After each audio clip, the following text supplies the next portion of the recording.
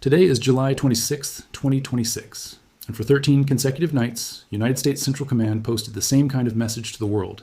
Strikes completed. Military targets in Iran. 13 nights in a row, the announcement came, the way a clock chimes. Then on Friday night, the clock did not chime. CENTCOM said nothing at all. No announcement, no confirmation, no denial. Just silence out of Tampa, Florida, where the command that runs the American military across the entire Middle East keeps its headquarters, and where the lights do not go out when a war is running. Silence. And into that silence, from the Oval Office, the President of the United States said the American military was locked and loaded. Now hold both of those facts in your head at the same time, because they do not fit together comfortably, and the discomfort is the point. 13 nights of publicly announced bombing, followed by a night of nothing, followed by a president telling reporters the armed forces are ready for something bigger than what has already happened. That is not the shape of a war winding down. That is the shape of a war holding its breath. Something either stopped or something is being repositioned, and there is a meaningful difference between those two things that nobody in the mainstream coverage is willing to name out loud. But let's back all the way up, because to understand what just happened, you need to understand what has been building. And you need to understand that 6 weeks ago, the people running Iran were telling their own population they had just beaten the United States of America. This war did not begin in July. It began on the 28th of February 2026, when the United States and Israel launched a coordinated wave of airstrikes against Iranian military targets. Those strikes came after the collapse of the Oman-mediated negotiating track earlier that same month, and they came after President Trump had publicly given Tehran a window measured in days rather than months. The window closed. The bombs fell. And in the opening hours of that campaign, according to the public record of the conflict, the supreme leader of Iran, Ali Khamenei, was killed. Understand what that means? Because the mainstream framing has never fully absorbed it.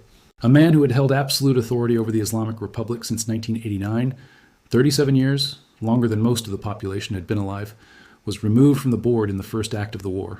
Not deposed, not exiled, removed. Every institution in that country had been built around the question of what he wanted, and in a single night, the answer to that question became permanently unavailable. Iran's response was immediate, and it was the one thing every war game had predicted for 40 years. It closed the Strait of Hormuz. The Islamic Revolutionary Guard Corps transmitted warnings over VHF radio to every vessel in the waterway. No ship was permitted to pass. The Royal Navy assessed, correctly, that the closure carried no legal force, and also that nobody could guarantee the safety of anyone who tested it. Shipping companies read that assessment for exactly what it was. Vessels stayed in port, vessels turned back. And roughly a quarter of the world's seaborne oil trade, along with a fifth of global liquefied natural gas, stopped moving through a channel that, at its narrowest point, is about 21 miles wide. That is where the global energy crisis came from, not from a speech, from a strip of water. On the 19th of March, the United States began an aerial campaign specifically designed to reopen the strait, a distinct operation from the broader war, aimed at Iranian naval vessels, drone launch sites, and coastal infrastructure. On the 13th of April, Washington added the second instrument, a naval blockade of Iranian ports. Now both ends were closed. Iran had shut the world out of the strait. The United States had shut Iran out of the ocean. And the two economies bleeding from that arrangement were not remotely comparable in their ability to absorb the damage. The fighting ran on. Israel and Hezbollah traded fire across the Lebanese border into June. Attacks continued across the region until early April, when Pakistan announced a 2-week pause that did not hold in any meaningful sense. And through all of it, the IRGC ran a protection racket in the strait, allowing a small number of vessels through from selected countries, provided those vessels negotiated their transit directly with the Iranian military. Reporting at the time indicated some ships paid as much as $2 million each for passage. Read that number again. $2 million per ship to cross 21 miles of water. That is not a war measure. That is a business model. And the fact that Tehran built a business model out of the crisis tells you something important about what it thought it was doing. Then came June, and the ceremony and the celebration. On the 17th of June, the United States and Iran signed a 14-point memorandum of understanding. On the 19th, the parties gathered in Switzerland. Trump and Vance had already signed the document electronically over the preceding weekend. The framework was mediated by Pakistan and Qatar, and it was greeted almost everywhere as the breakthrough that ended the war. Oil prices settled at their lowest level since early March. The Dow closed at a record high. Trump posted that the strait was partially open and that ships were moving. The Qatari Foreign Ministry called it an important step towards sustainable peace. And that is the moment the raw footage captures. That is the moment of maximum optimism. The moment where American television was walking viewers through the terms of a deal and asking whether Iran had gotten too much out of it. Here is what the memorandum actually contained. a 60-day negotiating window extendable by mutual consent, during which the two sides would work toward a final agreement, freedom of navigation in the Strait of Hormuz, Iran's nuclear program, Iran's ballistic missile program, American sanctions, a commitment from Tehran that it would never build a nuclear weapon, and a provision that the final agreement, if one were reached, would be endorsed by the United Nations Security Council, exactly as the 2015 agreement had been. Now, here is what the memorandum did not contain, and this is the part that determined everything that followed. It did not resolve enrichment. It did not resolve the disposition of Iran's stockpile of highly enriched uranium. Washington wanted that stockpile handed over. Tehran refused outright, indicating at most a willingness to consider transferring it to some unnamed third party. And shortly before the memorandum was signed, reporting indicated that Iran's new supreme leader, Mojtaba Khamenei, son of the man killed in February, had issued a directive that enriched uranium was not to leave the country under any circumstances. So the central question of the entire 20-year confrontation, the question the war was ostensibly fought over, was not answered by the agreement that supposedly ended the war. It was postponed 60 days. Talk about it later. President Trump said as much himself on the record the day before the ceremony. He said the memorandum was not final. He said that if he did not like where it went, the United States would go back to dropping bombs. He said Iran had misbehaved for 47 years. That was the American position, stated plainly in public before the ink was dry. The Iranian position, broadcast inward to its own population, was the mirror image. And this is where the title of this story comes from. The hardline apparatus inside the Islamic Republic went to work immediately, and the message they carried was that Iran had won, that Trump had blinked, that the blockade was lifted, the strait reopened on Iranian terms, a reconstruction fund of $300 billion was coming, and the Americans had walked away with a piece of paper and nothing else. That framing was not accidental, and it was not stupid. It was survival.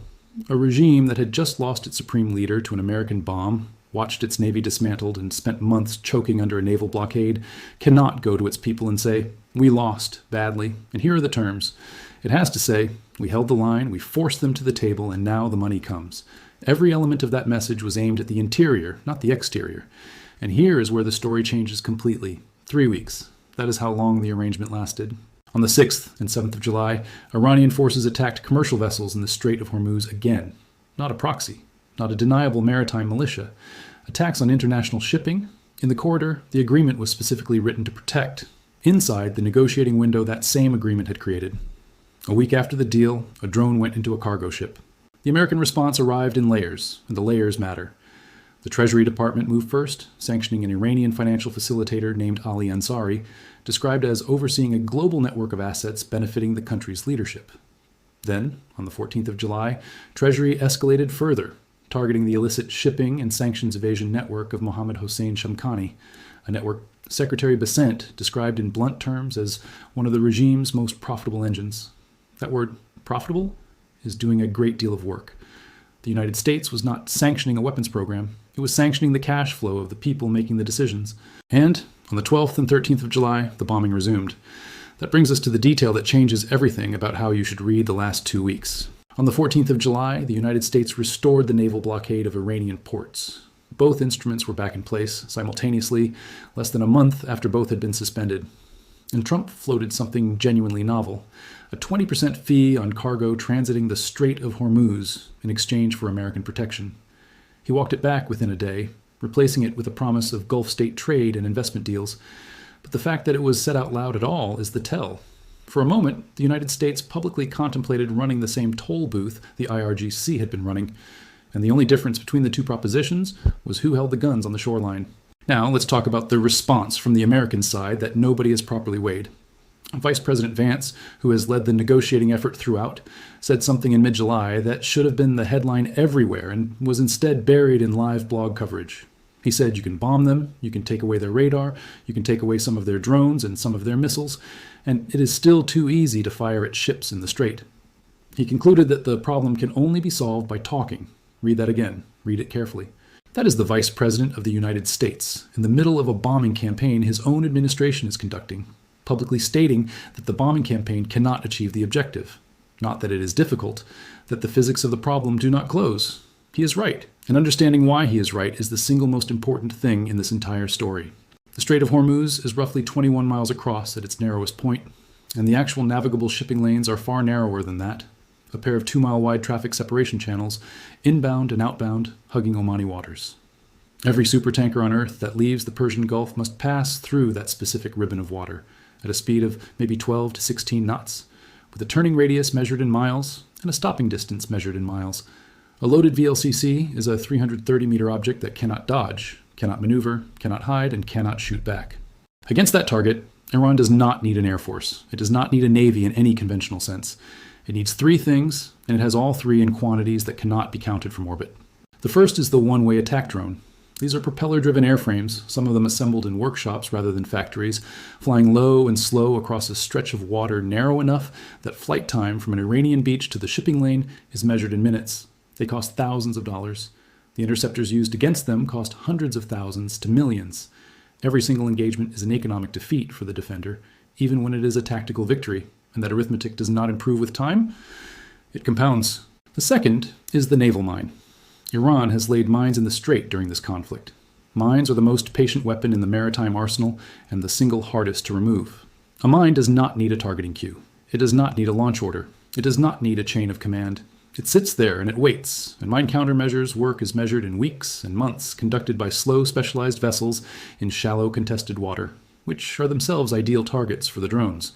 The mines do not have to sink anything. They only have to make the underwriters at Lloyd's raise their rates, and the insurance market will close the strait more effectively than the IRGC ever could. The third is the anti-ship cruise missile fired from a mobile shore launcher. Iran's coastline along the northern side of the strait is a broken landscape of inlets, islands, and terrain that swallows a truck-mounted launcher. The launcher rolls out, fires, and disappears into the geography before the counter-battery response arrives. You cannot bomb what you cannot find, and you cannot find a truck under a highway overpass from 30,000 feet. Now put those three systems together against the American force posture. The United States has aircraft carriers, destroyers, strike aircraft, and the ability to surge a carrier battle group into position within days. In a conventional fight, this is not close. American airpower dismantled Iran's naval capability over months of sustained campaigning. But the fight in the Strait is not conventional, and the platform mismatch is precisely the problem. A carrier air wing is a scalpel designed for targets that exist. The Iranian threat in Hormuz is distributed across hundreds of small, cheap, mobile, replaceable things, operated by small teams who do not need permission from Tehran to press a button. That is what Vance was describing. That is why he said the military track cannot finish this alone. And that is the strategic reality underneath 13 nights of bombing. Now the hard numbers, because the numbers are where the story stops being an argument and starts being a verdict. 13 consecutive nights of announced American strikes, beginning around the 12th of July and running through Thursday. The blockade of Iranian ports reinstated on the 14th. The United States military has publicly stated it disabled a tanker attempting to run that blockade and separately disabled an empty tanker sailing toward Karg Island, the oil terminal that functions as the primary artery of Iranian export revenue.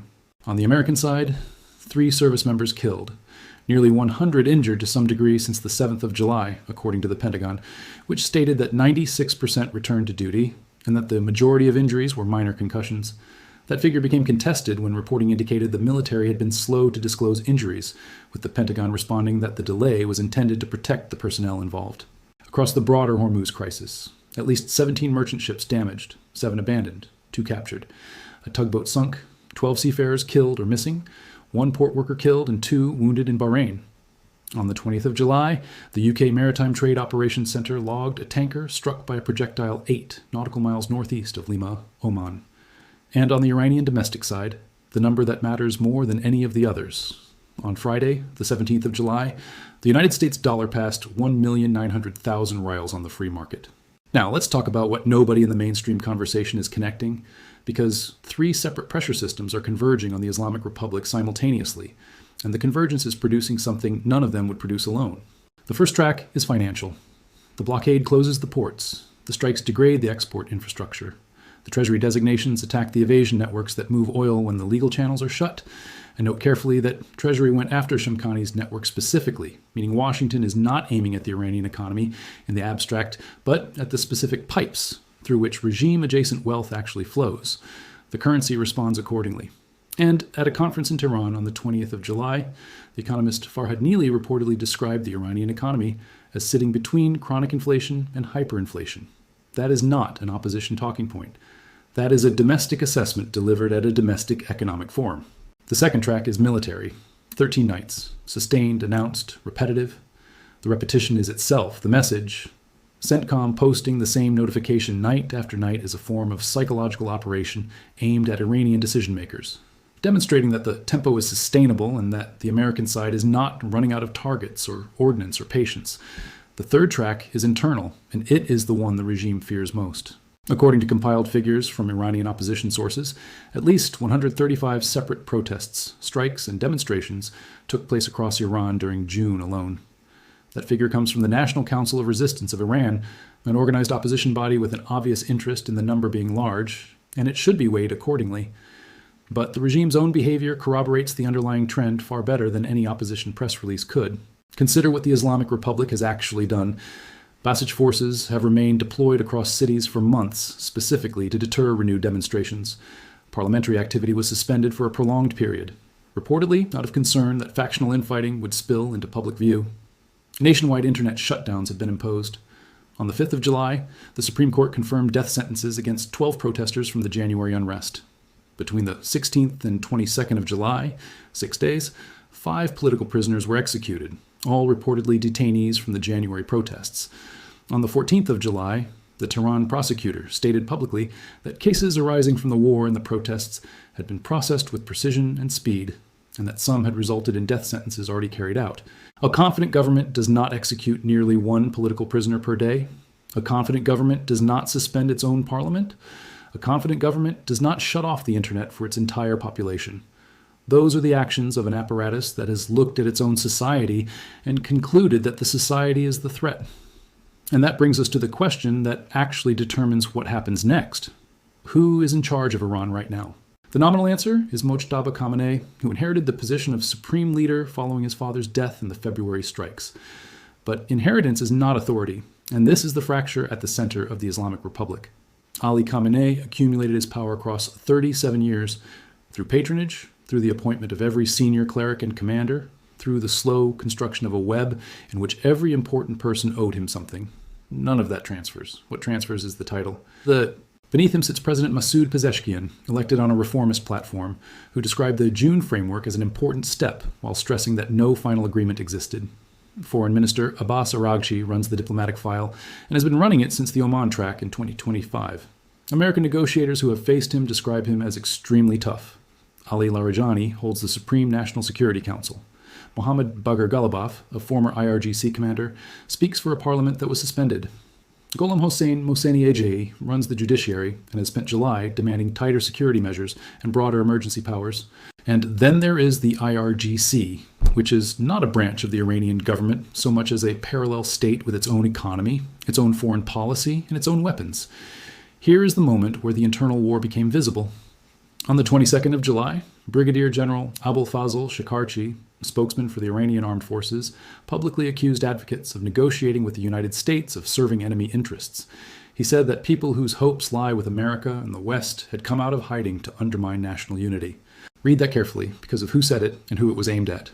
That is the uniformed military's spokesman publicly accusing his own country's diplomats, the men who signed the memorandum in Geneva, the men Washington is currently trying to negotiate with, of treason, not foreign enemies, not the opposition, the negotiating team, in public, in the middle of a bombing campaign. That is not a disagreement about tactics. That is 2 factions of the Iranian state fighting over whether the state should exist in a form that can make agreements at all, and it explains the entire arc of the last 6 weeks with uncomfortable precision. A government signs a memorandum in Geneva. 3 weeks later, drones hit ships in the strait.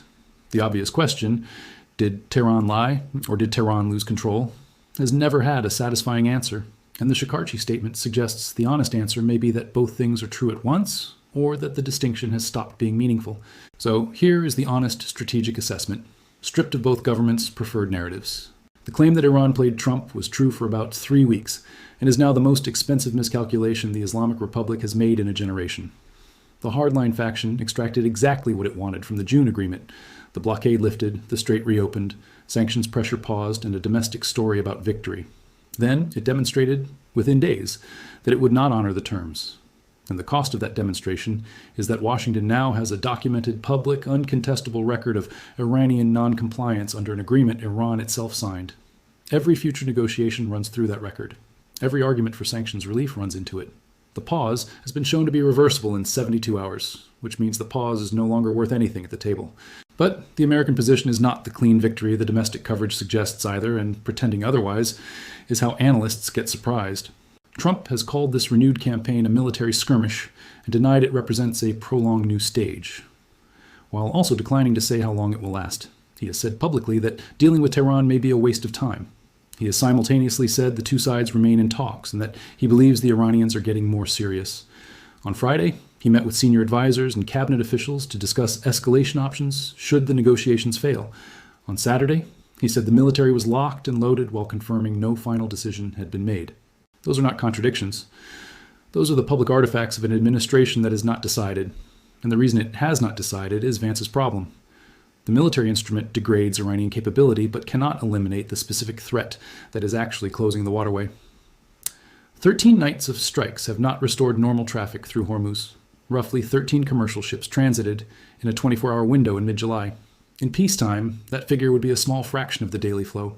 And the war is widening, which is the development that should concern you most. On Saturday, the 25th, Yemen's Houthis claimed 2 operations against Saudi Aramco facilities, ballistic missiles and drones against Jizan, and a second wave against Yanbu. CNN geolocated video showing large fires burning in an industrial area of Jizan, home to a major refinery. Saudi Arabia issued security alerts for residents of both cities and had already launched strikes against Houthi targets in Yemen after an attack on a Saudi vessel in the Red Sea. The Houthis announced a blockade of Saudi Arabia. So the confrontation that started as a strike on Iranian nuclear and military infrastructure is now burning simultaneously in the Strait of Hormuz, the Red Sea, Lebanon, and the Saudi energy sector. 2 of the 3 critical maritime choke points connecting Asian production to European and American consumption are contested at the same time. That is not an expansion of the war. That is the war finding the shape it was always going to take. Now here's the thing that keeps serious people awake. And it is not any of the headlines. It is the command fragmentation problem. Every diplomatic scenario currently on the table assumes there is someone in Tehran who can sign an agreement and have it obeyed. That assumption has never been tested under these conditions, and the available evidence suggests it may be false. The man who could enforce anything across all factions of the Islamic Republic was killed in February. His successor has the title and not the network. The armed forces spokesman is publicly calling the negotiators traitors. Parliament has been suspended to keep factional conflict out of view. The judiciary is demanding emergency powers. And in that environment, the weapons that matter most in this conflict are the ones that require the least authorization. A drone crew on a beach near Bandar Abbas, a mine-laying team in a small boat, a truck-mounted missile launcher in a coastal inlet with a young officer who has just watched 13 nights of American bombs fall on his country and who believes, correctly or not, that the men negotiating in Switzerland have already sold him out. That officer does not need Tehran's permission to end the negotiation. He needs a firing solution in about 4 minutes. That is the structural risk. Not that Iran cheats. Iran cheating is priced in, expected, planned for, and survivable. The risk is that Iran negotiates in good faith at the top and cannot deliver at the bottom, and that a single autonomous decision by a mid-level commander produces a mass casualty event on a tanker or an American warship that forecloses diplomacy entirely and drags both governments into the war neither of them has chosen yet. Every scenario in which this ends well requires a functioning Iranian chain of command. And the strongest available evidence, from Iran's own military spokesman in Iran's own state media 11 days ago, is that the chain of command is arguing with itself in public. So we come back to Friday night and to the silence. 13 nights, CENTCOM announced its strikes. On the 14th night, it announced nothing, and it has not explained why. Reporters have asked. The answer has not come. It may mean the operation is on hold because something is moving at the negotiating table. It may mean the tempo is being reset because Washington is repositioning for something larger. Dozens of American refueling aircraft have arrived in Israel in recent days. Additional fighters have moved into the region, and refuelers are not a defensive asset. They are the infrastructure of reach. You do not surge tankers to end a bombing campaign. You surge tankers to extend one. Or it may mean nothing at all. A quiet night, a weather window, an announcement that did not get posted. The people who know are not saying, and the president is telling the world the military is locked and loaded while confirming he has not yet decided what to do with it. 6 weeks ago, men in Tehran stood in front of cameras and told their country they had beaten the most powerful military on earth, that the money was coming, that the strait was theirs. Since then, the currency has passed 1,900,000 to the dollar. The ports have been sealed for a second time. The bombs have fallen for 13 consecutive nights. The executions have accelerated to nearly 1 a day. The parliament has been suspended. And the armed forces have begun publicly accusing the government's own negotiators of treason. They said they played Trump. The bill for that sentence is still being written, and nobody, not in Tehran, not in Washington, not aboard the ships, still waiting at anchor off Khor Fakkan for someone to tell them the water is safe, knows what the final number is going to be. The clock did not chime on Friday. It is Sunday now.